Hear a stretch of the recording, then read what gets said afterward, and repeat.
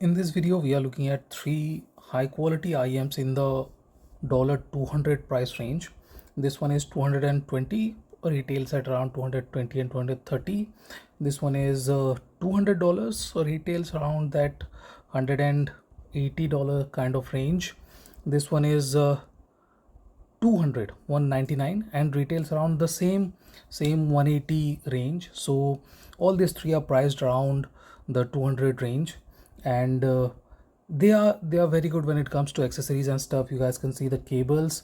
I like the OD200 cable the most. It's more supple and has a modular design too. It's 8 core, and all these other two cables are 4 core. And the main reason why I like this cable is its supple build quality, less microphonics, less hassle while you wrap it around. So that's the reason I like that. Or else all these cables are good when it comes to sonics and stuff. This one is slightly stiff, but it is fairly good when compared to other stiffer cables. This is decent when it comes to that, and none of these IEMs are on the bigger side, so no issues with comfort or anything like that. So that's a great thing. And all these come with decent amount of accessories. No issues with accessories or anything like that either. So these are very good, well equipped IEMs when it comes to the price range, and they sound very good too.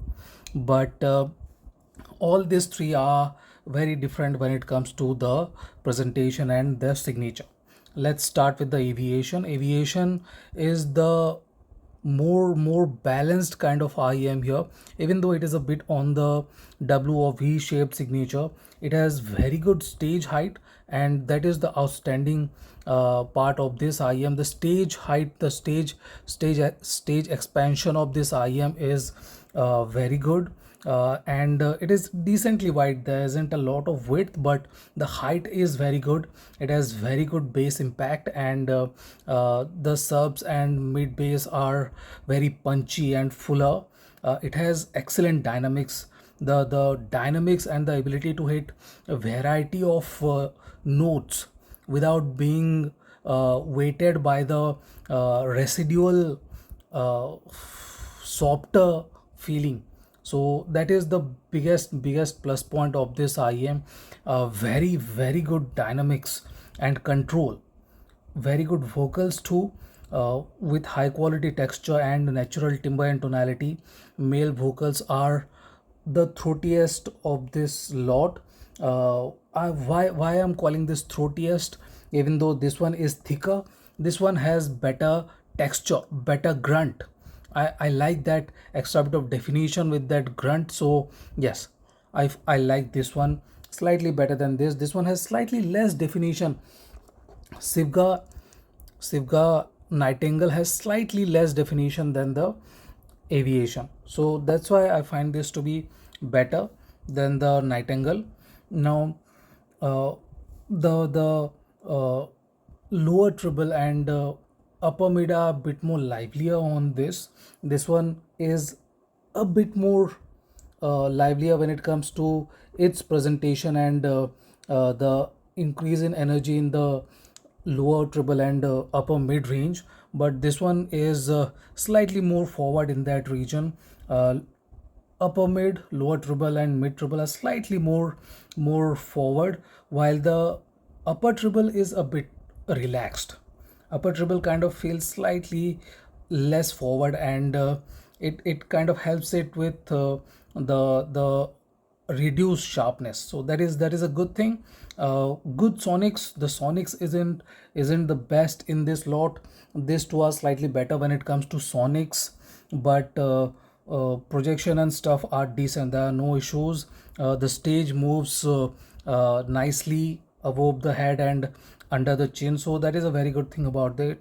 No issues with the staging or anything like that. But yes, the Nightingale is better when it comes to stage and sonics. Yeah, it has uh, the biggest stage in this comparison. So It's the stage and the sonics and the air between instruments that is very good.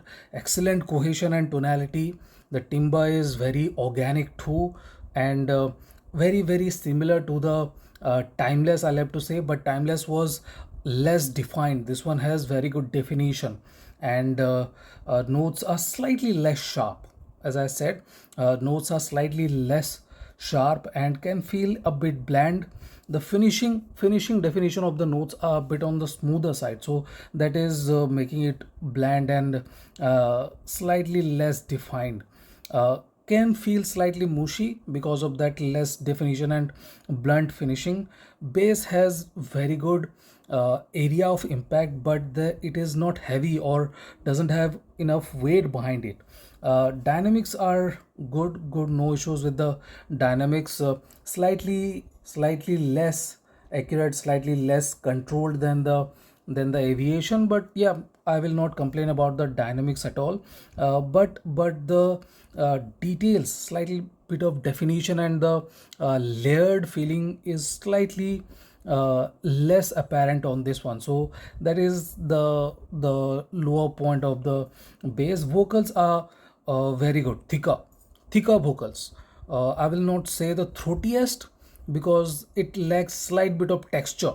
Okay, throaty needs to be creepy. This one is thick, not very creepy. You will not feel that extra bit of texture here, so that is the downside of this one. Now, the good thing is there is no offense. There is little to no offense with it. And when it comes to a triple range, everything is smooth and sound. No need to worry about sibilance or anything like that. But yes, as I said, the lower treble and upper mids feel a bit more forward, a bit more energetic, and it kind of feels like they are breaking the character of this IEM that is more lean towards smoother presentation. But that is okay, no issues with that. They have the extra bit of transparency, and instrument in that range feels a bit more tingly and sparkly, but yeah, that is what it is. And transparency spectrum, everything is perfectly fine, no issues with that. And one of the most sonically capable IEM here is the OD200. This army green colored IEM is very capable when it comes to sonics and the control over treble and instruments that are not in the bass range. So that is the best thing about it. But let's start with the bass. It has very good bass impact. The body is a bit more on the tighter side, but the decay is slower than this too, and the control over decay and stuff, the residue after the note hits is not very well contained here. That do gives it a bit of softer finishing, and that softer finishing is more engaging, more entertaining, but it isn't exactly a very technical thing. So yes, it loses a few points when it comes to that bit of technicality, but it's perfectly fine. It's a V-shaped IEM, and it sounds very good. Slightly less vocal texture, but has very good finishing and precision. So that is the good thing. Very good air, very good finishing. In vocals, male vocals are slightly less throaty than this one because of the slightly tighter presentation. They are more accurate, slightly more precise, so that is being the reason. Treble on the other hand, his is very consistent, sparkly, lively, and the air between instruments is fantastic. The best of the lot, no questions about that. Excellent definition and precision with very good extension and energy across the range that arises at the upper mid and continues till the end. So excellent energy. It can feel slightly sharper. Stage is bigger than average, but sonics are excellent because of the precision, the accuracy of the notes, and the amount of air. Yes, this extra tightness can feel very engaging when it comes to enjoying the sonics, but yes, that does feel slightly thin Okay, it can feel us a bit thinner, so that is the only issue with that. Very good layering and separation, and only IEM that can place instruments around your head.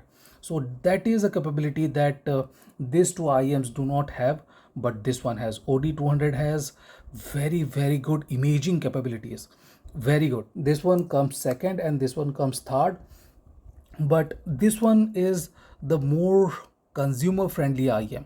It isn't exactly lacking anywhere, but isn't exactly aggressive or excelling at a lot of things. Okay, the base is its plus point, and it's a more generalistic tuning. It will please anything. It will suit most of the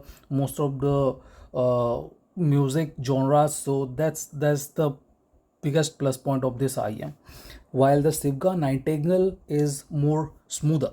Okay, it has the biggest stage and very good sonics. No issues with the sonics. Very good stage, but are not very defined or very resolving. Okay, notes are a bit on the smoother, mushier side, so that is the weaker point of it, and its bass isn't very full or anything like that. So that is a problem with this one. And OD200 is very fun too if you enjoy triple definition and details, that sparkly feeling, that lively feeling. Then OD200 is very good IEM. Yes, it is slightly slow in the bass department. I was expecting a bit faster decay with this, but it still is highly capable when it comes to everything else. Very good sonics, very good clarity, very good stage, very good build quality, and one of the best cable at this price. So all these three IEMs are very good, but they have totally different flavoring to them. So pick the one that fits you the best and enjoy. Have a nice day, guys.